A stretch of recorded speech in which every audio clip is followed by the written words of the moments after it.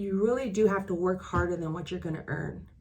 Welcome back to Transaction Care. My name is Lillian Hernandez, but you can call me Lily. And in today's topic, we're discussing money mindsets.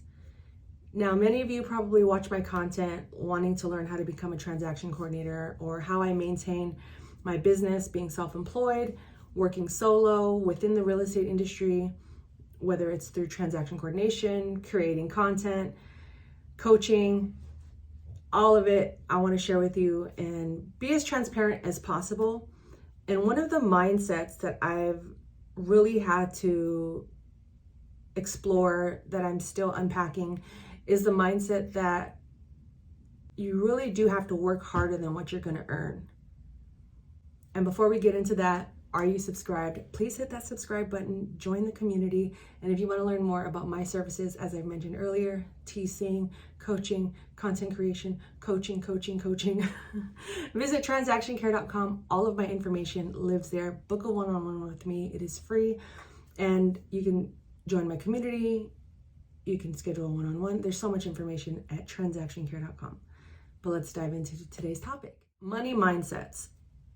I struggle or have struggled with money my entire life, whether it was not having enough, having more than enough, but not being financially educated to know how to invest or diversify my income, or how to buy myself more time back, whether it's through services such as food delivery services or hiring an assistant.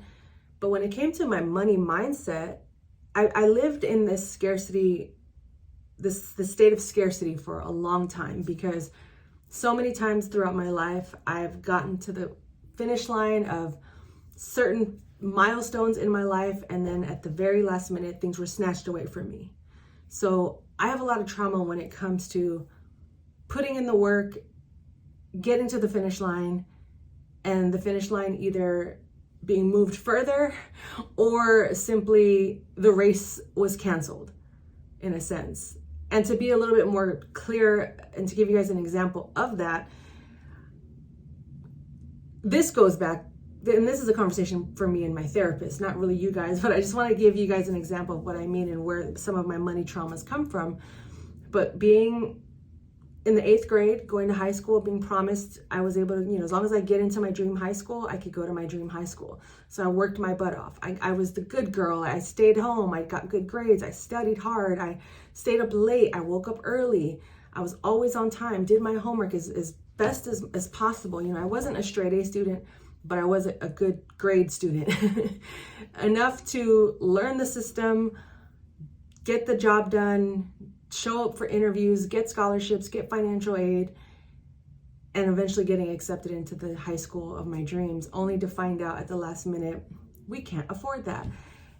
And without even considering the work I've done to get scholarships and financial aid, I was still rejected. And that ended up happening to me twice in my life.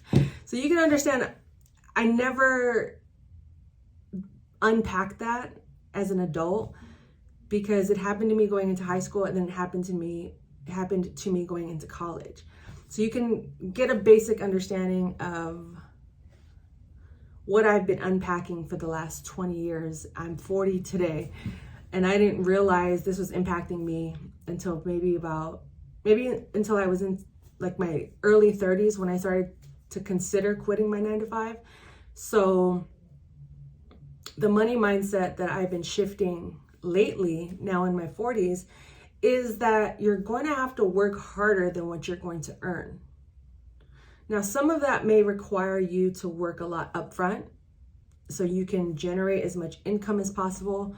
I know a lot of brokers who started off as realtors and eventually opened up their own brokerages because they were working 24/7, day and night, closing 3 transactions a week, 5, 10 transactions a week, 20 a month, just really grinding hard. And everyone's situation looks different. Some people may need to work 24/7. Some may just need to work 16 hours. Some may have to work that 8-hour, 40-hour shift a week.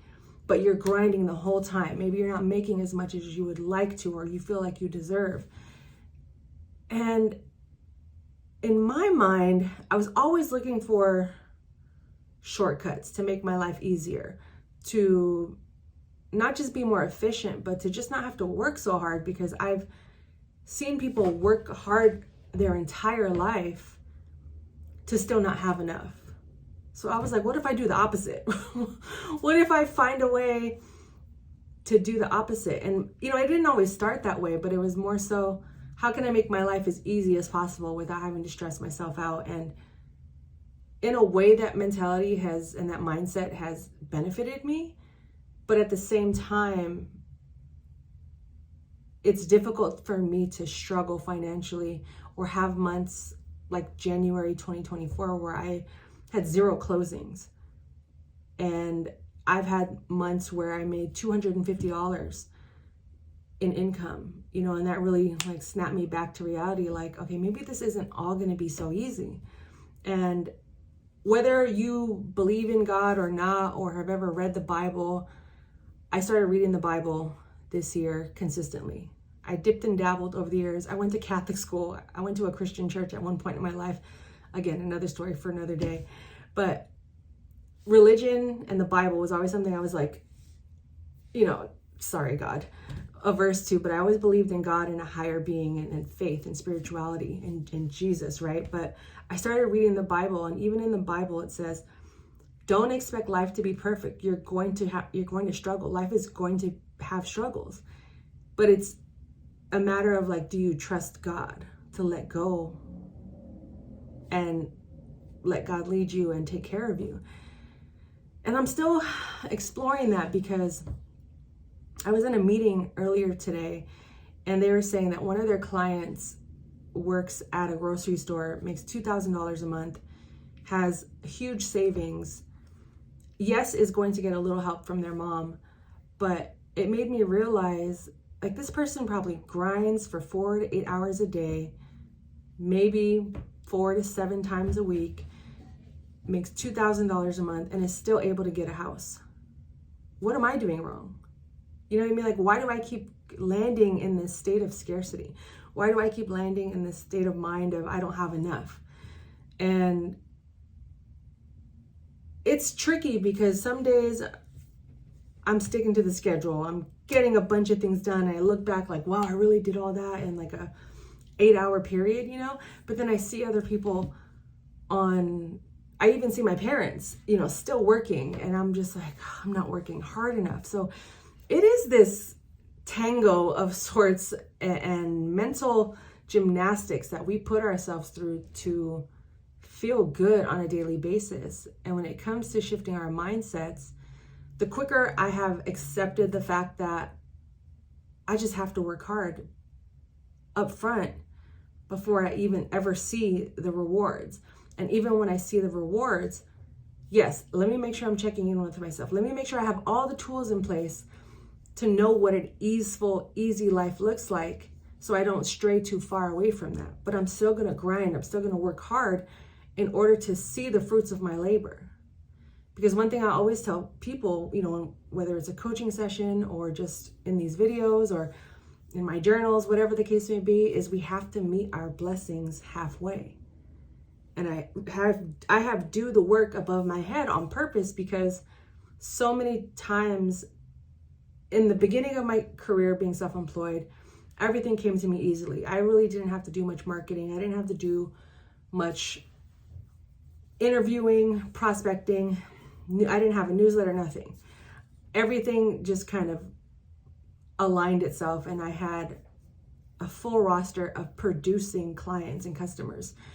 Then that started to fade away, and my relationship with my work started to change. And I've just been on this journey of rediscovering who I am, being self-employed, and how I spend money, and my money traumas, as I mentioned earlier, and working on healing those and finding ways to overcome them with the awareness that it did happen. And it does require a lot of gratitude and being generous and showing yourself grace and forgiving yourself. It took time for me to reach this mindset. Like, I know what it's like to not have to work so hard, and even that is subjective. If you want to do this job or be self-employed, you're gonna have to work hard. Even if I were to show someone what I was doing to make my life easier and easeful, it would probably still be a lot to someone else, to the average person. You know, and I think that stems from, like I said, growing up, overachieving, working hard, doing what I got to do to achieve my dreams and goals. And despite being rejected those couple of times, I still keep going. But I do recognize that on this path, I do get easily discouraged because I get nervous the goalpost is going to be moved or the finish line is going to be pushed further back. And I can't have that. I can't go into work having that mindset. I have to accept, yes, we're going to have to work hard. That's inevitable. Yes, I'm going to struggle. That's inevitable. But I have trust and faith and belief in God that I'm going to get through this. And maybe there isn't a finish line. One of my new mantras is do the thing to get to the thing. So I'm just going to keep doing the thing to get to the thing. Even having this conversation, I usually have an outline, a script, and I try not to make it so much about myself, but I was just speaking from the heart. And if this message or anything I said resonated with you, then I've done my job, because I really do want to help us improve our mindset along the way, but also have the tools in place and the resources to know that we can have those off days. We can have those days where it just doesn't feel like it's going to work out. Where, oh my God, how am I going to pay the bills? And revisit areas that maybe I need to cut this out. Maybe I need to double down and get a part-time job, or, you know, maybe I need to get more clients, do more marketing, bring back ads, you know. As long as we have the tools and the resources in place, there's no reason for us to have this mentality of, I don't know what to do. I don't know how. Because those days when I do fall into that, I go far deep into it. And then I have to remind myself, open up that Google Doc, say a prayer, read the Bible, put words around you to remind you to have patience. Like, you know, like, be patient, like, patience. Because it's not going to happen on our timing. It's going to happen. And it may not even look the way we envisioned it or be on the schedule that we had intended it to be.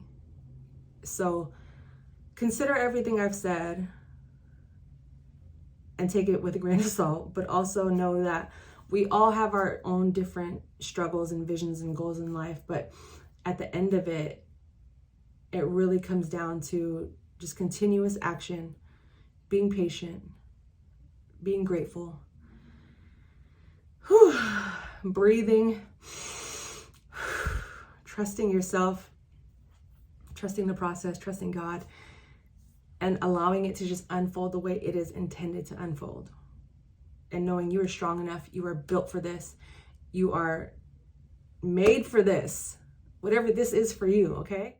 That's all I have for this episode. It really went a different direction, and I'm glad I kind of just allowed myself to speak from my heart. But if you have any questions about this particular topic, whether it's money mindsets or money management, time management, productivity, personal development, business, real estate mindset, hit that subscribe button and leave a comment, because I want to engage with you. I want to talk to you. I want to see, what does my community need?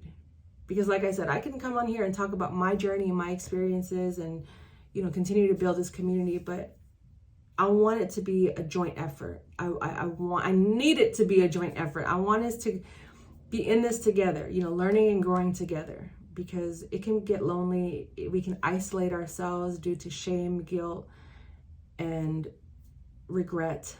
And that is not a place I want anyone to be, because I've been there too many times to count. And I'm working twice as hard right now to get the results that I see and envision for myself, because I know it'll pay off. It's paying off. It has paid off. It is paid off. You know, all of those angles, however you see it. But mindset is key. And if you have any questions, like I said, drop them in the comments or just check out my website, transactioncare.com.